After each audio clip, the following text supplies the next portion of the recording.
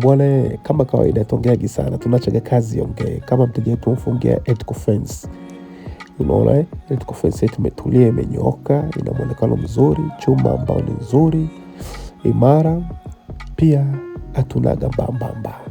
Tunakwambia tuna mbambamba, anatuongei sana, kazi inaongea. Lakini bwana, kuna kitu kimoja, kuna nyumba inafurahisha. Eneo dogo, nyumba nzuri, nyumba imetulia, nyumba imekaa, imenyooka. Kwanza mpiga rangi, alitengeneza design, alifanya nini, hamna nyumba mtu alipokosea. Au kama kuna kosa umeliona katika hii nyumba, toa comment.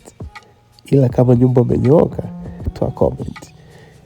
Yaani ase bwana, huyu injinia ni hatari sana. Kama unataka namba zake naweza kukutumia, tuwasiliane naye, tutakuunganisha naye, wasiliane naye. Sababu kafanya kitu kikubwa sana. Napenda kufanya naye kazi sababu kazi zake pia zimenyooka, mifumo yake naifanya mapema kabla hata hajafikia hatua finish. Kwa hiyo anakuwa anawasiliana na mimi, tunamsetia CCTV kamera, mfumo wake, Ethical Fence kama na hivyo. Nachokipenda huyu jamaa ni msafi kuanzia kiakili mpaka mawazo. So mtu wa kubahatisha, naonekana kwenye game ni mtu wa muda mrefu sana.